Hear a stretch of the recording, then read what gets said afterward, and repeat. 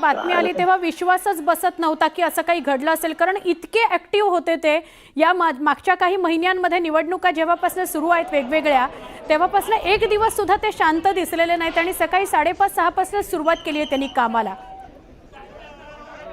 असं वाटतं की कोणीतरी आपल्याला झोपेतून उठवेल आणि मला असं वाटेल की स्वप्नच आहे की काय. मला अजूनही असा भास होतोय की हे स्वप्नच आहे की काय, अजून कोणीतरी आपल्याला उठवेल की काय झोपेमधून आणि मग आपण असं काय वाईट स्वप्न पडलं, अशी परिस्थिती आजही आहे. पण खरं आता काय बोलावं, कशा कुठल्या शब्दात बोलावं पण हे कळते. मधल्या काळामध्ये दादा जेव्हा काही विषयावर बोलले होते माझ्याकडे अशी पाहिजे, तेव्हा मी दादांना फोन केला स्वतः, म्हणजे दादा तुम्ही असं बोलू नका. आणि मी भाषणामध्ये पण बोललो तरी दादा असं अजिबात बोलू नये. पण मी त्यांना वैयक्तिक सुद्धा लगेच काही झालं की लगेच त्यांना फोन करायचं की दादा हे काही बरोबर नाही, जरा तुमच्या माणसाला आवरा जरा, हे बरोबर नाही बोललं. मी सगळी समन्वयाची भूमिका मी त्यांच्याशी मीच ठेवत होतो खरं म्हणजे. खरं तर प्रत्येकालाच भावना व्यक्त करणं कठीण झालेलं आहे. गिरीशजी धन्यवाद. त्याला चूक म्हणणारे असले तरी सुद्धा अतिशय मनाने ते निर्मळ होते, याचा अनुभव मी स्वतः घेतलेला आहे. त्यांच्यासोबत मी मंत्रिमंडळात देखील काम केलं. मी मुख्यमंत्री असताना त्यांनी उपमुख्यमंत्री म्हणून देखील काम केलं. आणि जेव्हा मुख्यमंत्री मी असताना मुख्यमंत्री माझी लाडकी बहीण योजना किंबहुना इतरही योजना जेव्हा आम्ही सुरू केल्या, तेव्हा आर्थिक जे काही घडी आहे किंवा आर्थिक तरतूद जी आहे ती अतिशय उत्तमपणे त्यांनी त्यावेळेस केली आणि याचा अनुभव मला आहे. आणि एकदा करायचं ठरवलं की ते अजितदादा करायचे. करतो, बघतो, पाहतो असे शब्द त्यांच्या डिक्शनरीत नव्हते. व्हायचं असेल ते तात्काळ करायचे, नसेल त्याला नाही म्हणायचे. असा स्पष्ट वक्तेपणा या महाराष्ट्राने पाहिलेला आहे. मी असेन, मुख्यमंत्री देवेंद्रजी असतील, अजितदादा असतील, आम्ही टीम म्हणून काम केलं, टीम म्हणून काम करतो. आमच्या वेळाही कामाच्या वेगवेगळ्या, मी पहाटे उशिरापर्यंत काम करतो, अजितदादा पहाटे लवकर काम सुरू करतात, देवेंद्रजी दिवसभर काम करतात. आणि अजितदादांनी 6-6 वाजता देखील अपॉइंटमेंट दिलेल्या अधिकाऱ्यांनी आणि लोकप्रतिनिधींनी पाहिलेल्या आहेत. अतिशय वेळेचं महत्त्व आणि वेळेचं भान ठेवणारा नेता हरपलेला आहे. खरं म्हणजे काल परवाच आमची एका कार्यक्रमामध्ये भेट झाली. सरन्यायाधीश आपले भारताचे मुंबईत आले होते आणि ते येण्यापूर्वी आम्ही तिथंच एका चेंबरमध्ये बसलो होतो आणि त्यावेळेस झालेल्या चर्चा, गप्पा गोष्टी, आजही सकाळी जेव्हा मला त्यांची ही घटना कळली तेव्हा तेच समोर त्याच आठवणी काल परवाच्या येऊ लागल्या. खरं म्हणजे माझ्यापेक्षा ते राजकारणात देखील अनुभवी नेते, गेल्या अनेक वर्षापासूनचा त्यांचा अनुभव, वयाने देखील माझ्यापेक्षा ते मोठे होते माझे आणि अनुभवाने देखील. आणि म्हणून त्यांना राज्यातल्या अनेक विषयांचा गाढा अभ्यास होता. अनेक विभाग त्यांनी हाताळले होते, याचा राज्याला फायदा होत होता. मंत्रिमंडळात देखील ज्यावेळेस काही विषय यायचे त्यावेळेस आपल्या राज्याची आर्थिक परिस्थिती अशी आहे, आपल्याला सर्वांना काटकसर करावी लागेल, अशी अगदी निर्भीडपणे सांगणारे अजितदादा देखील आम्ही अनुभवलेत. शिस्तीचा नेता म्हणूनही आम्ही अनुभवलेला. आणि त्यामुळे त्यांच्या जाण्याने फक्त पवार कुटुंबियांचंच नाही तर संपूर्ण महाराष्ट्राचं न भरून येणारं नुकसान झालेलं आहे.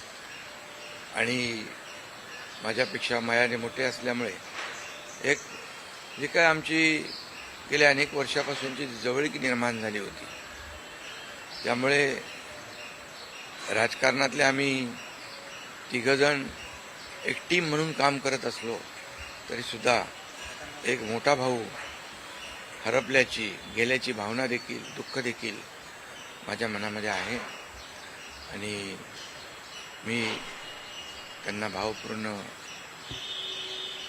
आदरांजली अर्पित करीत असतानाच मनामध्ये फार दुःखाच्या भावना आहेत.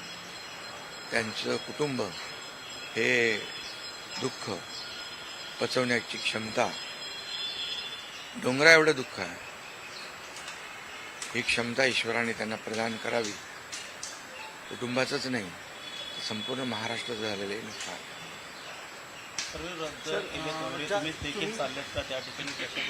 हा, मी आणि मुख्यमंत्री देखील आम्ही जातो आहे.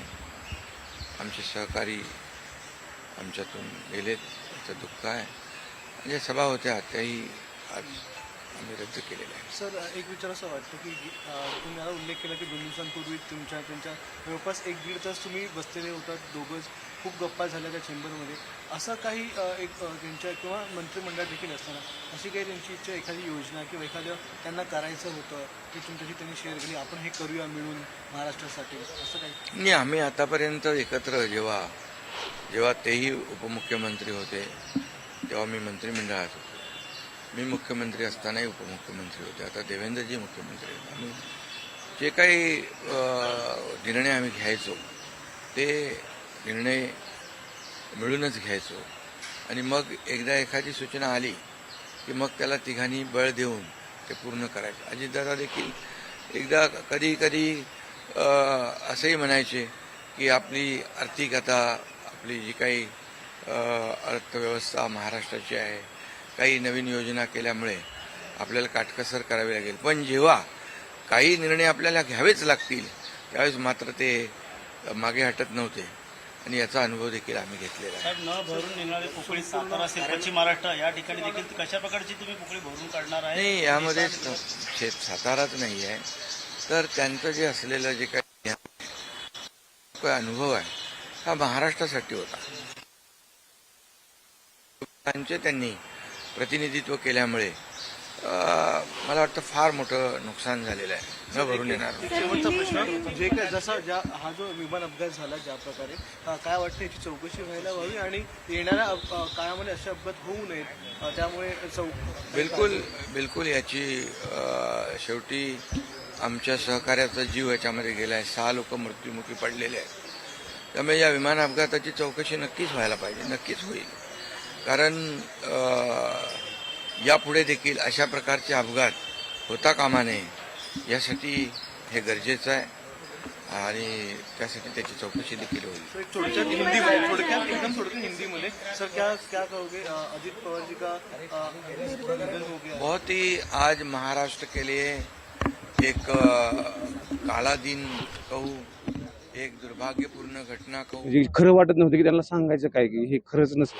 हे अजून बी वाटत नाहीये की आपल्याला ही खरं आहे की बाबा दादा आता बी आमच्या सगळ्या कार्यकर्त्यांना लोकांना येऊन भेटतील, उठतील, बोलतील. आमच्या डोक्यात काय आठवण?